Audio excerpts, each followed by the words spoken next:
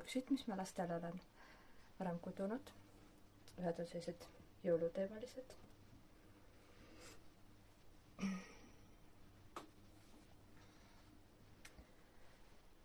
Ega suurust ei mäletagi, äkki selline 1,5-aastasele lapsele. Kõik on enam-vähem sama suured. Siis on sellised rebastega. Need on ühed esimesed sellised mustrilised karupüksid. All on alati selline pikem soonik, mida saab siis vastavalt lapse pikkusele pikemaks, lühemaks keerata. Talvel lumega maru mõnus sellised villased pükse kanda, autosõiduga, lapsel on jalad soojas. Ühed on sellised pitsilised.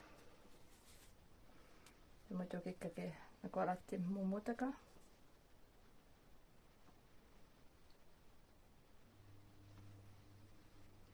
Ka enam-vähem sama suured.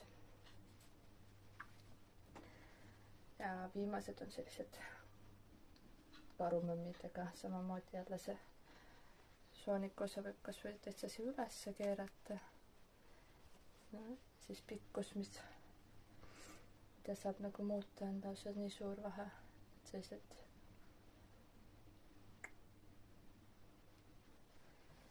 nii. Karupüks on mul rohkem. Ühed on sellised väiksemad püksid. Need 1,5-aastase püksid äkki. Need on nüüd kotis seisnud maru kortsu läinud, et siin üleval ei ole kummi ega midagi. On ka selline pitsiline osa. Kuna see on sellises suuruses, mis veel alla ei vaju, et beebi ei kõnni. Teistel on siin üleval pael, millega saab siis kokkupoole tõmmata, laiemaks tõmmata. Vastavalt beebile ja väga hästi püsivad üleval. Kõik on need paelaga versioonid. Nii. Siis viimastel pükstel on nendel ka on komplektis veel selline kampsi. See on ka nüüd kotis maru kortsu läinud. Seda plaanin nüüd viimase lapsega jälle kasutada. Kevadel autosõitudel jälle on hästi mõnus. On jälle selline pitsiline osa. Käise servas ja allotsas on ka selline pitsi. Ülemine ots on selline väikese karaekesega. Kotis on kõik oma soodu ära vajunud. Nii. Kampsuneid on mul veel hunnik, mida ma näitan mõni teine kord. Beebiriietest on mul veel siin hunnik kindaid. Nii, kohe näitan. Siin on üks väike hunnik kindaid. Need on sellised kevadisemad, sest need on see pitsi osa, mis tegelikult paistab läbi. Kui sõrme liigutan on näha, et sellised õhemad. Need on topelt villaga 2 värviga, ehk ongi 2 lönga jookseb igalt poolt. Need on talveks päriselt paksud. Siis on veel, need on sellised jäägikindad, mingid täiskasvanute kinnastest ja natuke rohelist järgi ja siis tegin siia väikesed tikandid. Nii.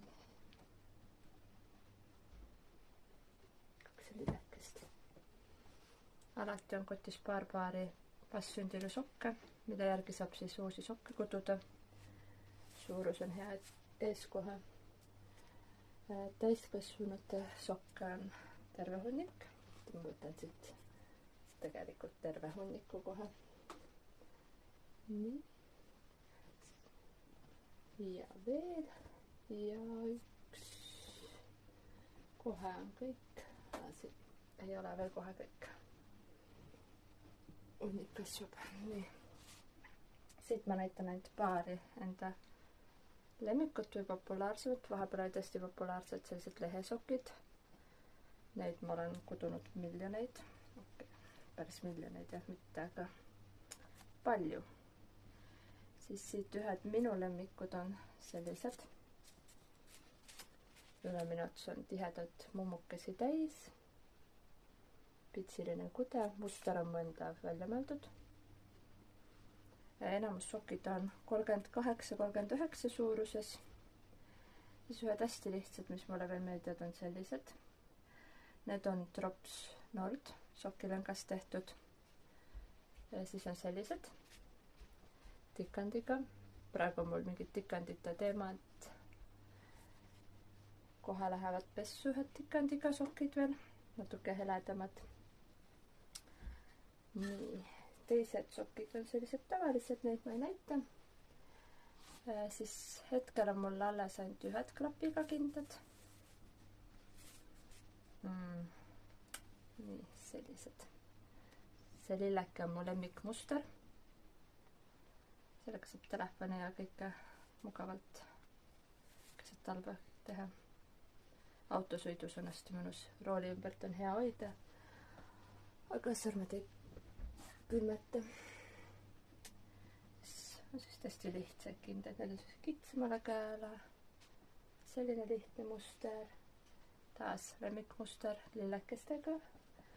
Ja ainult ühed on hetkel sellised palmikumustriga. Nii. Tõstan selle hunniku siis minema.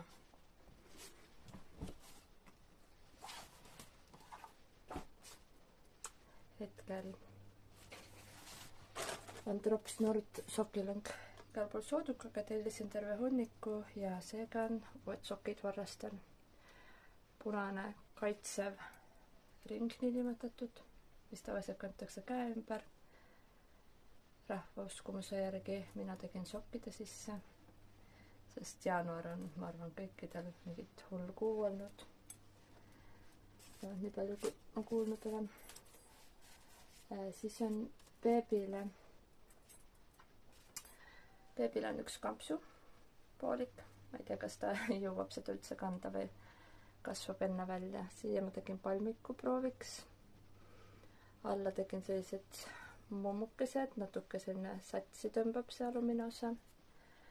Aga siit on kõik nööbid ja kõik veel puudu ja tahaks tikandi osa ka teha.